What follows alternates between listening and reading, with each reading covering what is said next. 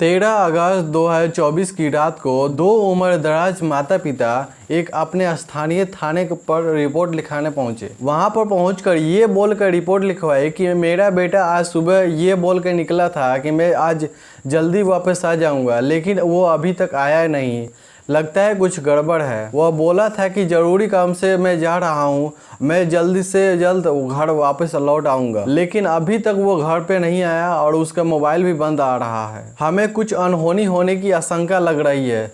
अब वो दोनों माता पिता ये रिपोर्ट लिखवा कर वो अपने घर पे लौट जाते हैं। तो वो अब रात बीत जाती है। तो अगली सुबह 14 अगस्त को सुबह के 7 बजे मुजफ्फरपुर थाना के सहजानंद गली नंबर 9 में जब एक बोरी मिलती है, सुबह सुबह गली में से उन लोगों ने आना जाना शुरू किया तो किसी शख्स ने यह देखा कि एक बंद बोरी है। उसमें ऐसा लग रहा था कि वहां पर किसी शख्स का उसमें कोई सामान रखा हुआ गिरा हुआ है।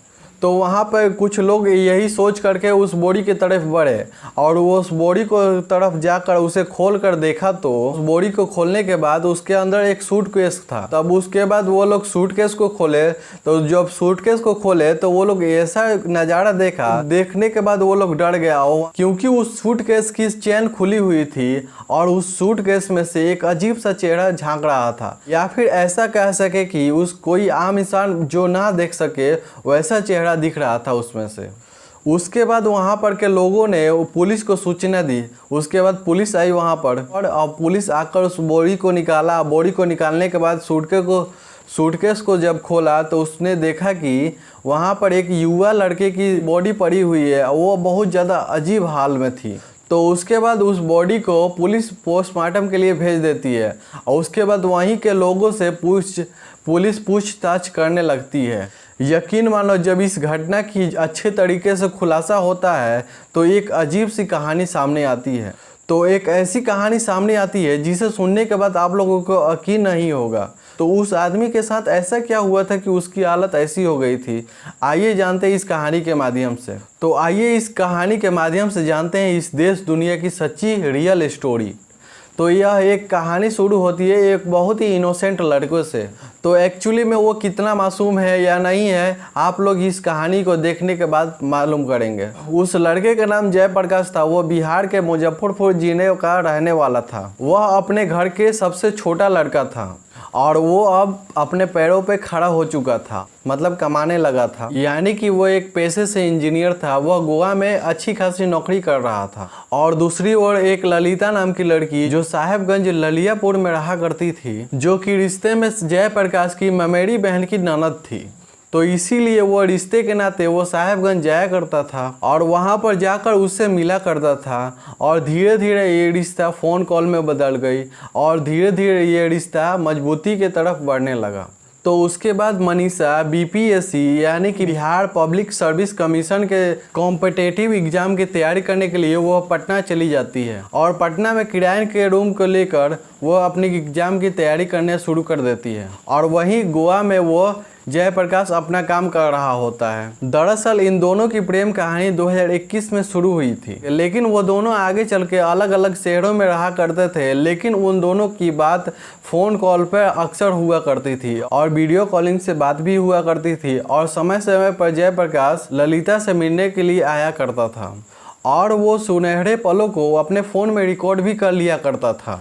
और अब जयप्रकाश वो ललिता से इतना ज़्यादा प्यार करने लगा था कि उसके खर्च के लिए अपने कमाई में से 5,000 रुपये उसको हर महीने लेकर दिया करता था। और ललिता भी हर महीने जयप्रकाश से पैसे की डिमांड किया करती थी, क्योंकि वो जो भी मांगती थी वो जयप्रकाश पूरा किया करता था। दोनों में अब सब कुछ सही चलता जा रहा था। अब धीरे धीरे उन दोनों की प्रेम कहानी की बात उनके घर वालों तक पता चली जाती है और जयप्रकाश अपने घर वालों से कहता है कि हम दोनों की शादी करवा दो। वह कहता है कि मैं ललिता से बहुत ज़्यादा प्यार करता हूँ और मैं उसी के साथ अपनी ज़िंदगी बिताना चाहता हूँ। और काफ़ी ज़्यादा जिद मशक्क़त करने के बाद उसके घर वाले भी मान भी जाते हैं। और बात आगे बढ़ी तो ललिता के परिवार वाले भी इस शादी से तैयार हो गए और 2023 में जयप्रकाश के घर ललिता के परिवार वाले उसके शादी के बात करने के लिए आए भी, लेकिन उसके घर पे उसके पापा नहीं थे, तो शादी की बात पूरे अच्छे से नहीं हो पाई। उसके बाद वो लोग वहाँ से चले गए। उसके बाद फिर से एक बार और ये मुलाकात फिर से दोबारा होने वाली थी, लेकिन वो दोबारा मुलाकात अब फिर से कभी हो ही नहीं पाई।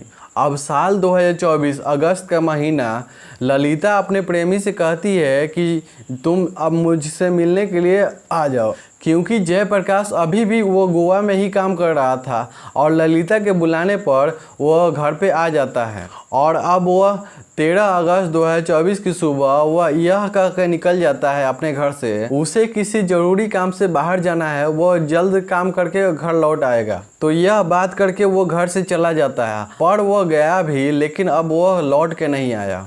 तो अब आती है 14 अगस्त की सुबह, जिसकी बात हम लोगों ने शुरू में की थी। तो अब यहीं से पुलिस आगे की इन्वेस्टिगेशन शुरू कर देती है। हालांकि जानकारी के मुताबिक वह पहचान में नहीं आ रहा था। और जब यह बात आगे तक फैली, तो जब ये बात उनके घर वालों तक पहुंची, तो वो फौरन पोस्टमार्टम घर में पहुंचे, जहाँ वहाँ पर उनके बड़ा भाई और भाभी पहुंचे थे। वह उस चेहरे को पहचान कर वो समझ गया कि यह मेरा छोटा भाई ही है। इसके बाद जयप्रकाश के माता पिता ने संदेह जताते हुए ललिता के घर वाले और ललिता के ममेरे भाई के खिलाफ FIR दर्ज करवाई। हालांकि पुलिस के इन्वेस्टिगेशन में पता चला कि जिस गली में वो सूटकेस मिला था, वहीं पर लगभग 100 मीटर की दूरी पर एक CCTV कैमरा लगा हुआ मिला। और उस CCTV कैमरा में यह पता चलता है कि उस रात, यानी कि 13 अगस्त की रात, 3 लोग साइकिल पर भारी भरकम बोरी को लादे हुए वहां से जा रहे थे। और उन्हीं तीनों लोगों ने ललिता के रहते हुए जयप्रकाश का ठिकाना लगाया था, क्योंकि सबसे पहले रवीन ठाकुर पकड़ा गया था। और जिस रूम में यह वारदात हुई थी, उस रूम से हथियार भी बरामद हुई। और उस रूम से यह पता लग रहा था कि ऐसा लग रहा था कि ललिता के ममेरे भाई की हत्या उसी रूम में हुई थी। और अभी तक ये सारी कहानी आधी अधूरी थी, और ये कहानी तब पूरी हुई जब पुलिस को जयप्रकाश की मां ने ये पूरी कहानी बताई। जब पुलिस को जयप्रकाश की मां ने पीछे की कहानी बताई और उसके ममेरे भाई ने आगे की, यानी कि जिस तरह से इस घटना को अंजाम दिया गया, यानी कि दोनों मिलाकर एक कहानी जब सामने आती है, वह अब आपको पूरे ध्यान से सुनना है, क्योंकि आपको इसमें यह बताना है कि इसमें कौन गलत था, क्यों गलत था। यानी कि जो सजा ललिता के भाइयों ने उसके प्रेमी को दी, वह सजा उनको देना चाहिए थे कि नहीं। खैर, जैसा कि मैंने आप लोगों को पहले ही बताया, ललिता और जयप्रकाश दोनों लोग 2021 से ही प्रेम करते आ रहे थे और उसका हर खर्च जयप्रकाश उठा ही रहा था। और ललिता से जयप्रकाश शादी भी करना चाहता था, पर अचानक से ललिता के व्यवहार में बदलाव आने लगा। वह अब अपने प्रेमी से दूर भागने लगी, जैसे कि हम लोग कह सकते हैं कि वह अब उसको इग्नोर करने लगी, जिससे वो जयप्रकाश अब परेशान रहने लगा। अब बेचारा वो करता भी क्या। लेकिन ललिता अपने घर वालों से कह चुकी थी कि अब वो जयप्रकाश से शादी नहीं करेगी। और ये बात यहाँ तक की पहुँच गई थी कि ललिता के भाइयों ने जयप्रकाश को मार देने की धमकी भी देने लगे थे। और इसी बात के डर से उसके माता पिता, यानी कि जयप्रकाश को दोबारा से ही गोवा में काम करने के लिए भेज देते हैं। लेकिन वो जयप्रकाश गोवा में रहने के बाद भी ललिता से संपर्क करने की कोशिश करता ही रहता है, हालांकि वो अब उसको इग्नोर करने लगी थी। और दूसरी तरफ जयप्रकाश ललिता को शादी करने के लिए हर संभव प्रयास करने लगा। तो उसी बीच लड़के ने लड़की को वीडियो कॉल किया, यानी कि जयप्रकाश ने ललिता को वीडियो कॉल किया, जो कि अभी भी पटना में वो रहा करती थी और ललिता पटना में अकेले ही रहा करती थी।